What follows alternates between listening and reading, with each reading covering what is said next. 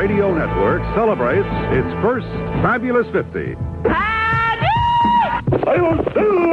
Hi-ho, everybody. Good evening, Mr. First Master. Good evening, Mr. and Mr. North American. All the ships at sea, let's go to press. Where? The only thing we have to fear... Ladies and gentlemen, easy aces. We are resolved to destroy Hitler. Henry Aldrich. Mr. Chairman. You were expecting maybe Emperor Shapiro-Hito.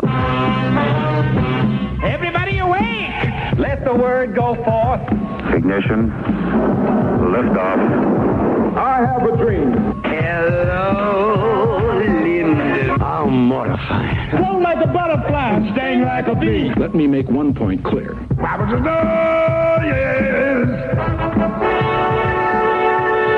NBC Radio, America's first network, presents highlights from its first 50 years. 5 one-hour shows with hosts Ben Grauer, Bob Hope, Bing Crosby, Arlene Francis, and John Chancellor. And special material by David Brinkley. Brought to you by the premium wines of Ernest and Julio Gallo, and by the makers of other fine quality products. Your host this hour, Ben Grauer. It all really began back in 1912, the date April 14th. SS Titanic ran into iceberg, sinking fast. The dots and dashes that spelled out this news were heard by a young wireless operator at a station on top of Wanamaker's department store in New York. For the next 72 hours, without a break, he became the only link with the developing story, as President Taft ordered all other stations to shut down in order to keep this one clear line of communication open. Through this event, David Sarnoff, that was the operator's name, proved to the world the value of radio. In the years that followed, it progressed from dots and dashes to words and music. Then, on the evening of November 15th, 1926, 1,000 elegantly attired guests gathered in the grand ballroom of the old Waldorf Astoria in New York, down on 34th Street, for the first broadcast of the NBC radio network. They, and several million of us at home, listening to one of the 26 stations that made up the network, heard these opening words from NBC's first president, Merlin Aylesworth. Beginning tonight, you will receive a new thrill in radio. In the future, those engaged in productions will, through the power of radio broadcasting, with modern radio equipment, offer their talent, whether in song, drama, comedy, or orchestral music. And NBC radio was on its way. Opera stars sang, orchestras played, comedians made us laugh. One of the very first was Will Rogers, who just loved to poke fun at everybody's favorite target. With Congress, every time they make a joke, it's a law. And every time they make a law, it's a joke. Sounds as timely today as it did 50 years ago, doesn't it? And when the opening festivities were over and the network moved on to regular daily broadcasting, our first great comedy stars, Amos and Andy, also found politics a source of fun. You don't know politics like I do. Tell me this, though. Why can't they have a Democrat and a Republican president at the same time? The trouble with that is, the Republican would get everything messed up for the Democrat, and vice versa. And what? Vice versa. He ain't running, is it? You know, Amos and Andy were so popular that when 7 o'clock rolled around and they were on the air, just about everything stopped. Phone calls, conversation, even meals. Well, comedy and music were what listeners wanted. So NBC went out and got the best. In 1928, Broadway's most exciting star, Al Jolson, joined us. What do you think has come over me? I can't stand it. I feel a song coming on. Give out. I feel a song coming on. And I'm warning you, it's a victorious, happy and glorious new spring. And from the Ziegfeld Follies, where he was billed as the perfect fool, Ed Wynn came to NBC, eventually winding up as Texaco's fire chief. The title of tonight's opera is Rosalie. Rosalie is so fat that when she goes to bed, she reminds you of an ocean liner. It takes a couple of tugs to get her out of a slip. I got some that are worse than that. Also, from Broadway and the movies, the beloved little banjo-eyes Eddie Cantor, whose wife Ida didn't mind when he sang about other girls. If you knew Susie like I know Susie, oh, what a girl. There's none so classy as this fair lassie. Oh, my goodness, what a chassis. We went... Then there was a chap who added the word crooner to our vocabulary, Rudy Valley, who, on his own program, played straight man to comedian Jack Pearl, who played the role of Baron Munchausen, teller of tall tales. Just a second. Do you want me to believe that you swam all the way from New York to South America? Well, I would prefer it. Well, I'm not going to believe a thing like that. Rudy, if you ain't going to believe a thing like that, you're going to have a lot of trouble with the stuff that comes later. And then there was the man who was not just loved by his audiences, but by his fellow comedians as well. The peerless Jack Benny. For your information, Don, when I started in radio, I was 22. What are you talking about? I knew you then, and you had gray hair. Don, I was born with gray hair. I was worried about the doctor bill. Now, I'm glad I didn't pay him slapping me when my back was turned. And Don, here's an amazing coincidence. After all these years, who do you think is sitting in the audience this very moment? The doctor. No, his lawyer. The case comes up in court Wednesday. What a lineup of great talent NBC had right from the start. And that went for newsmen as well. John Chancellor will tell us about that shortly. The First Fabulous 50 will continue right after this.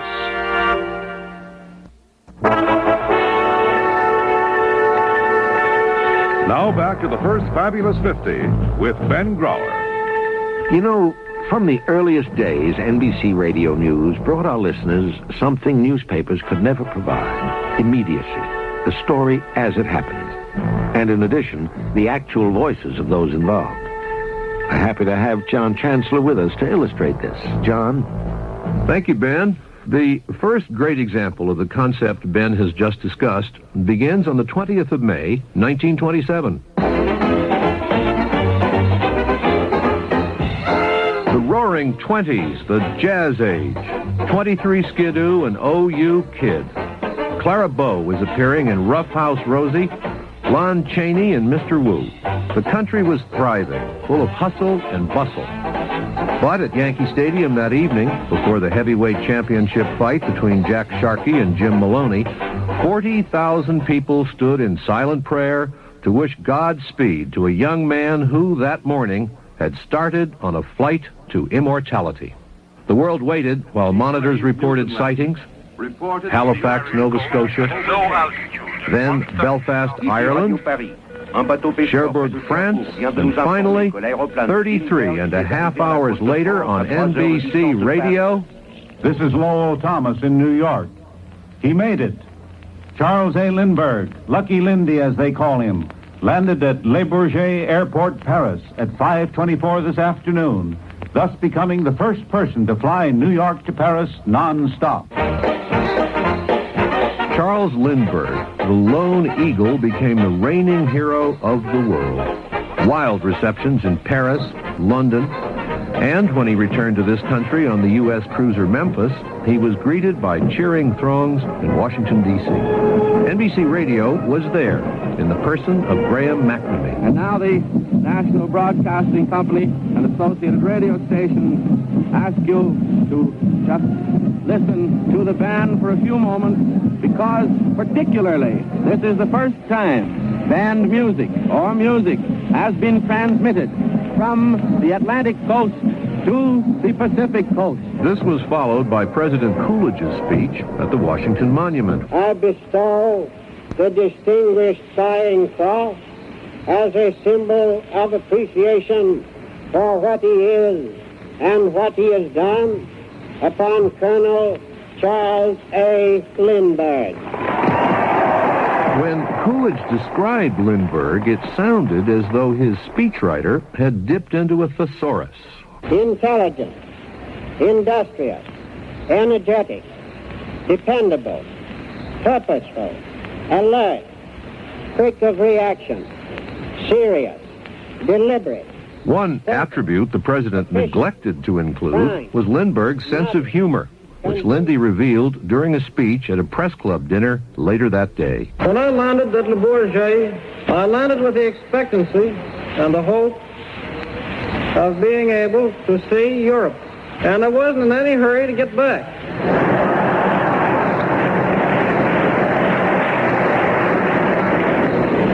And I was informed that while it wasn't in order to come back home,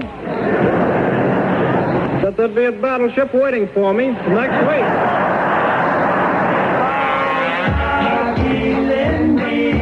Up in the sky, where all windy flying high. Spirit knows every cloud. Lucky Lindy, lucky indeed, although his ability and courage played a decisive role in his success. And when the young hero went on to marry the talented, charming heiress, Anne Morrow, it seemed that all the ingredients for a storybook happy ending had been assembled except one. The birth of their first child, a boy, Charles Augustus Lindbergh, Jr., provided that final ingredient. Lucky Lindy. But the "they lived happily ever after" ending was not to be. On April the 3rd, 1936, there was this bulletin on NBC Radio. The National Broadcasting Company presents a special bulletin, Trenton, New Jersey. Bruno Richard Hauptmann was electrocuted at 8:47 tonight for the murder of the Lindbergh baby. The death of the German-born carpenter had followed one of the most widely publicized murder trials in history, and the Lindberghs withdrew into almost total isolation from the public, except for a brief reemergence by Colonel Lindbergh several years later, urging us not to get involved in World War II. This, coupled with his earlier praise of the German Air Force, caused some people to label Lindbergh a Nazi sympathizer, a stigma which marred, to the end, the life of the first American hero that the public got to know on the radio. Thank you, John. I'd like to add a brief personal note, if I may, about that kidnapping. As NBC's reporter at the Trenton State Police Headquarters, waiting for word, I broadcast the Lindbergh baby's formula in the desperate hope that the kidnappers would hear it and take care of the baby. It was one of the most moving moments of all my years at the network. More from NBC's first 50 years after this.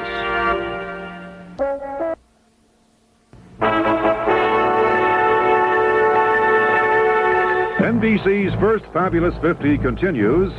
Once again, Ben Grauer. Earlier, we heard some of the great performers who were established stars before they came to NBC. But we also developed our own radio personalities. The Happiness Boys, for instance, Billy Jones and Ernie Hale. Please don't let her go. You're not fast, but not too slow. She'll never find a fella like me. Just feel great, you just laughed. I tore up her photograph. She'll never find a fella like me.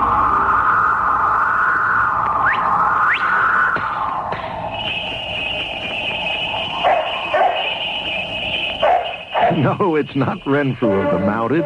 This was the opening theme of the Clico Club Eskimos. Harry Reeser leading his musicians, clad in fur parkas. They were really wearing fur parkas. I wore a tuxedo. See, I was the announcer.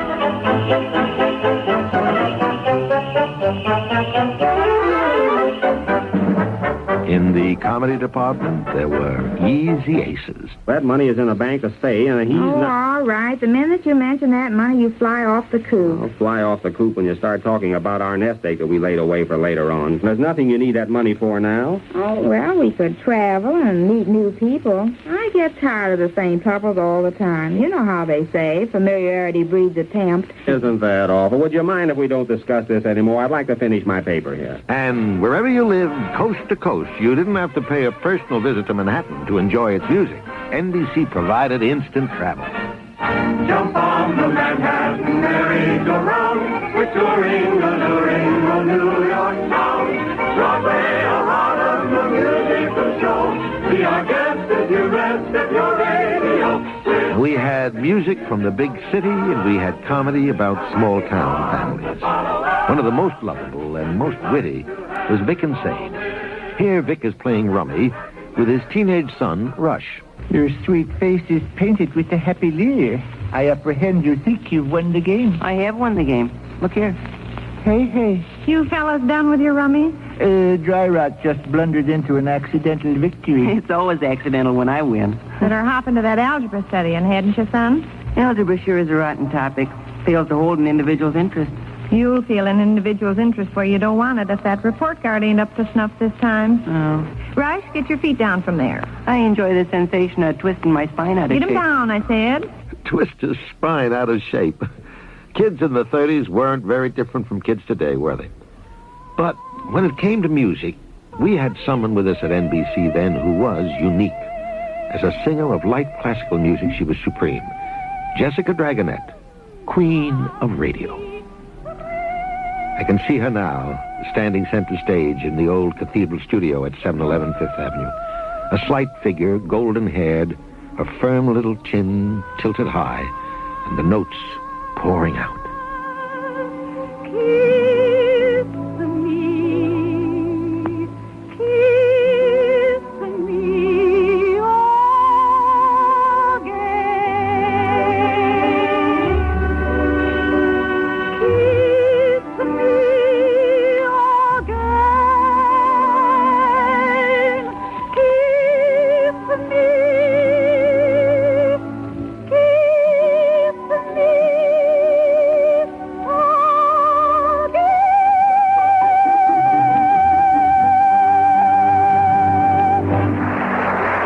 From the cathedral studio, we drop in at 79 Wistful Vista, where Fibber McGee and Molly are in the kitchen. McGee never helps me wash the dirty dishes, McGee. Come in. You kids want to buy any Easter eggs? No, thank you, Mr. Oldtimer. I don't believe we want any. No, come on, kids.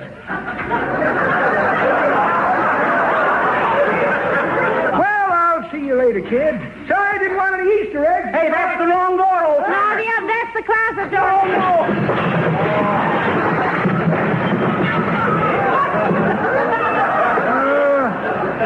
Ain't you kids ever going to straighten out that gosh darn museum? Well, we're glad they never got it straightened out because it never failed to give us a laugh. Still does. Well, we're approaching station break time in our first Fabulous 50 celebration. But rather than my saying, this is Ben Grauer, etc., listen to what the late H.V. Kaltenborn, first dean of NBC Newsmen, once said about this traditional pause. The announcer would suck in his breath and rattle off, "This is station WEAF, WJR, WTAG, WTIC, WLIT, WCSH, naming every station on the hookup." That was in 1926. A few months and several breathless announcers later, we bought the electrical chimes. They cost only $48.50 at the time, but think of all the trouble they save as we now take a short pause for station identification.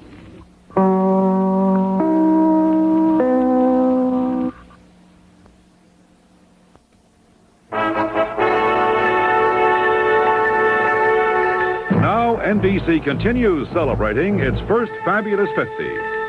Here's your host, Ben Grauer. Like any healthy youngster, the NBC radio network was full of curiosity. We were willing to try just about anything. We even had Ben Burney, the old maestro, trying to do on-the-scene coverage of a scientific balloon flight. Ben was better at band leading. But when it came to sports, NBC was there, fustest with the mostest. Graham McNamee, with the first coast-to-coast Rose Bowl in 1927. And then, in 1929, at the Kentucky Derby, Clem McCarthy calling the run for the Roses down the home stretch. Look out! On the outside, here comes the California colt, Nature. He's coming at Clyde Van Dusen. But jockey Tony McAtee shakes his whip, and the son of mighty Man of War comes away. Clyde Van Dusen by 3 lengths. In 1934, heavyweight boxing champion Primo Carnera was losing to challenger Max Baer, and Graham McNamee was there. Carnera has fallen. Carnera has fallen again, but he is up instantly. The man won't stay down. Talk about nerve. He'll fight till he's dead, that man. He'll fight till nothing can stop him. Carnera is almost through, though. Thanks to Graham's blow-by-blow description, folks listening to NBC at home had a much better idea of what was going on in the ring than most of the paying customers out there in the far reaches of Yankee Stadium. And there was a bonus for radio listeners. Graham brought a perspiring pugilist into their homes that night to deliver what eventually became the traditional greeting to a prize fighter's best friend, his mother. And now I'll have Max Baer over here in a minute, who has just won the heavyweight championship of the world. Hello, kiddo. Mother, I want to say hello to you. I'm very happy. Joe Humphreys is now raising Max Baer's hand, a token of winning. Hello, Mom. Hello, Mom. From Max Baer, the victor's valedictory. Then there was the contest. I guess you couldn't call it a sporting event. The contest involving 3 NBC regulars, Graham McNamee, Milton Cross, and someone who shall or certainly should be nameless, a speed talking contest. Graham and Milton had done their bit, and then the final contestant read from Alice in Wonderland. The sun was shining on the sea, shining was always mighty. Did his very best to make the billows smooth and bright, and this was out because it was the middle of the night. The moon was shining sulkily because she thought the sun had got no business to be there after the day was done. It's very rude of him. She had to come and spoil the fun. The sea was wet as wet could be. The sands were dry as dry. You couldn't see a cloud because no cloud was in the sky, and the birds were flying overhead. There were no birds to fly. The walrus and the commodore were walking closer. They went like anything facetious qualities that said, and this were only cleared away. They said it would be grand. The time has come, the walrus said, to talk of many things, of shoes and ships and sealing wax, of cabbages and kings, and so the sea is boiling hot and where the pigs have wings. But wait a bit, the oyster cried, before we have a chat, and some of us are out of bed and all of us are fat. No hurry, said the commodore. They thanked them much for that. A loaf of bread, the walrus said, is what we chiefly need. Pepper and vinegar besides a very good deal. Very, very good.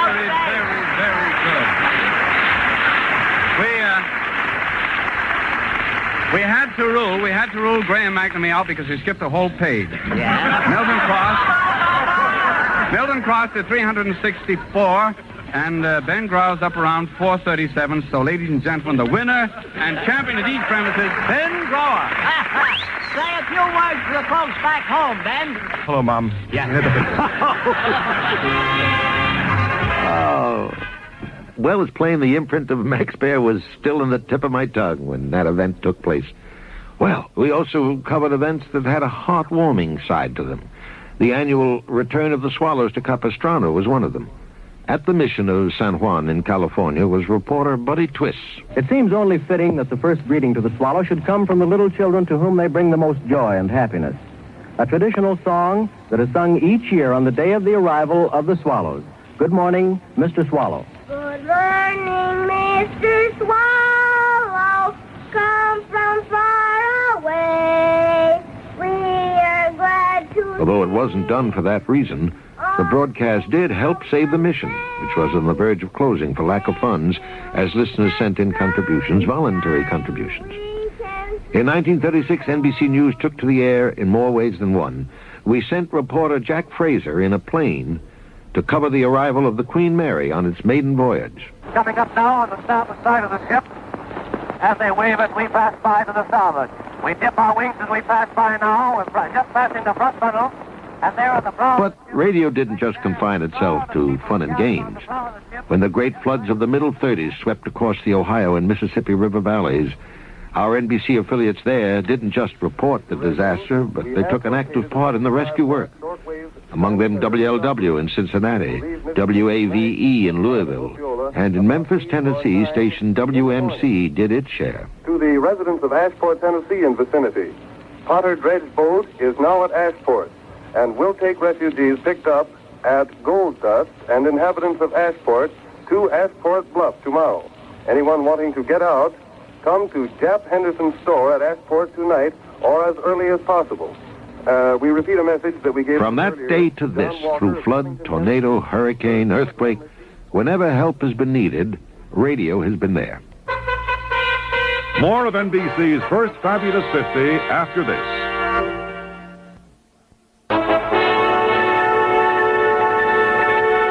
Now back to the First Fabulous 50 and host Ben Grauer. From our earliest days, NBC has pioneered just about all the varied features broadcast on radio and television. Back in 1929, for example. You? Is anybody? That's the way the Goldbergs began. And Molly and Jake and their children, Rosalie and Sandy, made the daily dramatic serial an instant success, thanks to the warm, humorous nature of the show, very close to reality. Other daytime dramas which followed drifted away from this reality, became known as soap operas because of their melodramatic storylines and the nature of their sponsors' products. Among them were Road to Life, Portia Faces Life, and these. The story of young Dr. Malone, dedicated to those men and women whose selfless service has inspired it, our doctors.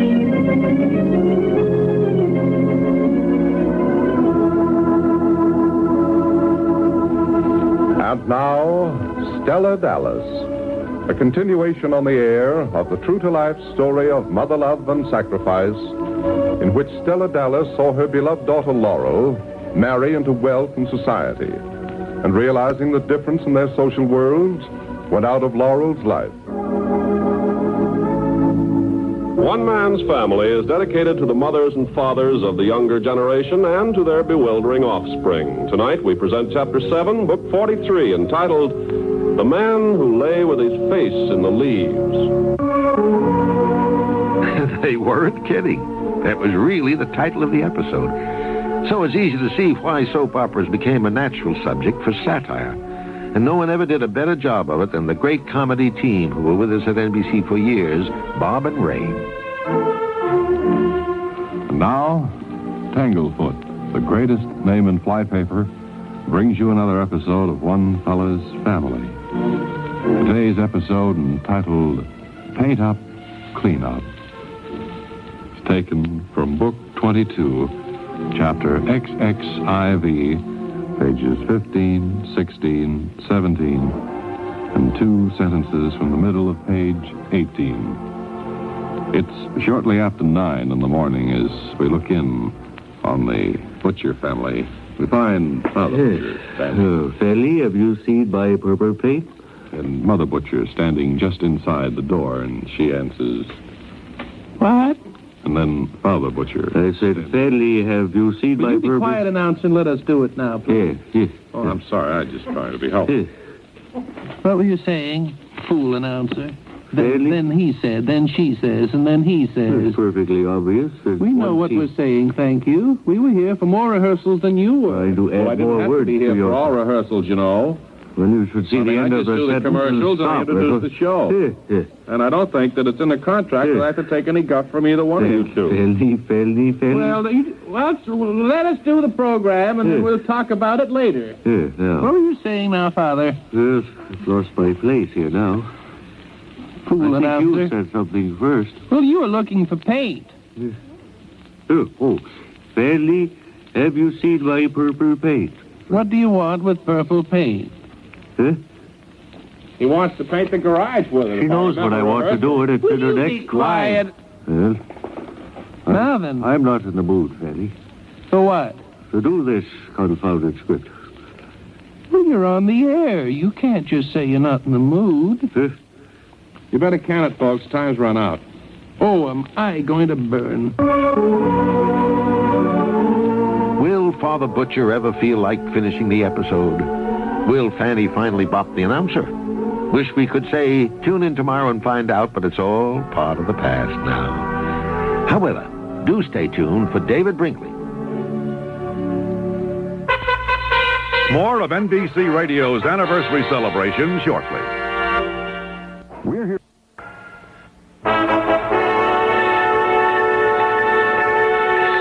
NBC's first Fabulous 50. And once again, Ben Grauer. As I said a little while ago, daytime dramatic shows began in 1929 on NBC. That was also the year when the first great national crisis of the radio era began. We've asked David Brinkley to guide us through it. David? Ben, 1929 started quietly enough for most citizens, but on Valentine's Day, in a garage on North Clark Street, Chicago, a somewhat noisy surprise party was held. 7 gangsters were massacred by fellow professionals costumed in police uniforms. As usual, the real police suspected Al Capone, but also as usual, they were unable to prove a case against him. Following this, no doubt, historic event, the year moved along, the economy was flying high, Admiral Richard Byrd flew high, too, over the South Pole, and on October 24th, a new variety program became airborne on NBC radio. My time is your time. Rudy Valley, self-styled vagabond lover, settled down as host for the show on which he would introduce many of the great comedians of the era. The next day, and no cause and effect relationship has ever been established, the next day the great stock market crash began. Before it was over, the value of securities had dropped $30 billion.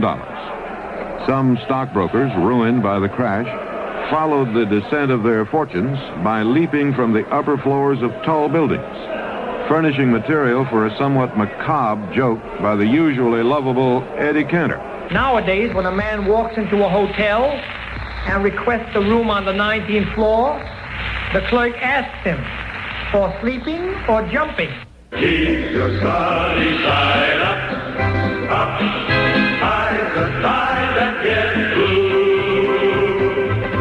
Despite this musical encouragement, as devastation spread from the stock market through the entire economy and unemployment rose to unprecedented levels, 12 million out of work at a time when our population was half what it is today, despair and anger became the reigning emotions of the day.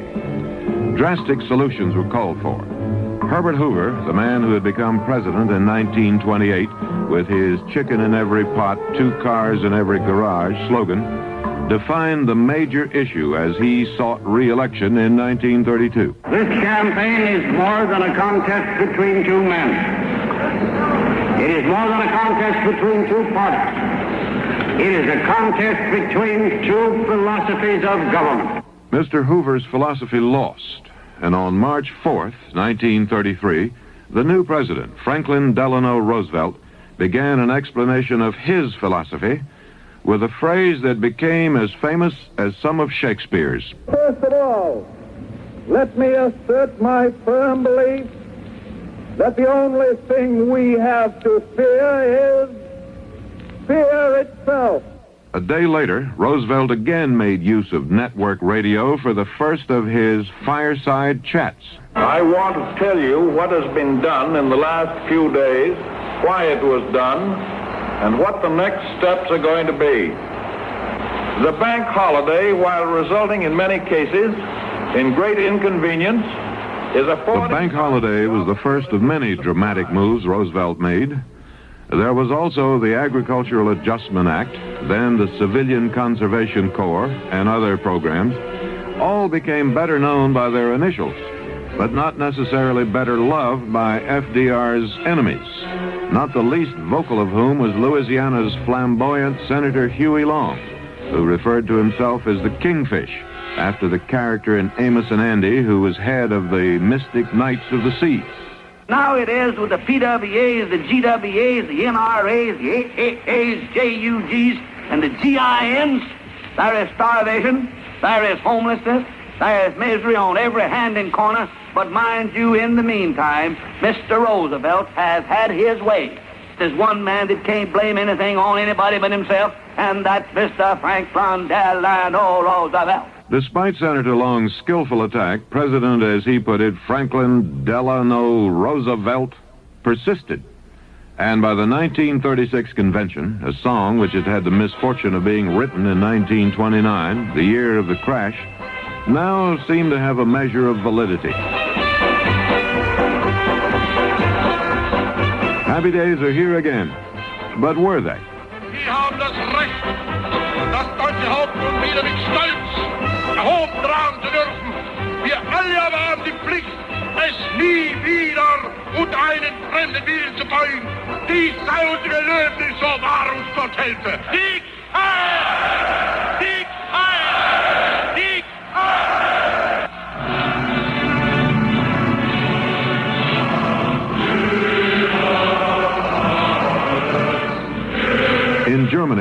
growing out of the Depression there and feeding on a diet of nationalism and racism, the Nazi menace had emerged. But we were too busy enjoying our re-emerging prosperity to pay it much attention. For us, Ben, happy days, if not here again, seem not too far off. True, David, and arrive they did, if only briefly, before World War II began. More from NBC Radio's first 50 years right after this.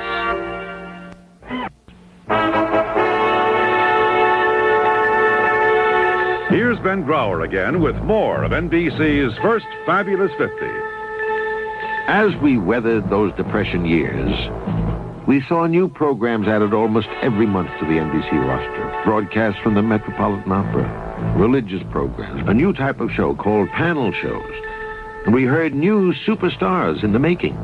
Let's go back to the original amateur hour with Major Bowes. Good evening, friends, and once again the wheel of chance, or fate, as you please, is about to revolve. And as the barker standing at the wheel of fortune says, around, around she goes, and where she stops nobody knows. Nor does anybody know what will happen. That night, the wheel stopped in front of a brash, skinny kid from Hoboken, named Sinatra. Who'll speak for the group? I will. I'm Frank, Major. We're looking for jobs. How about it? Everyone that's ever heard us liked us.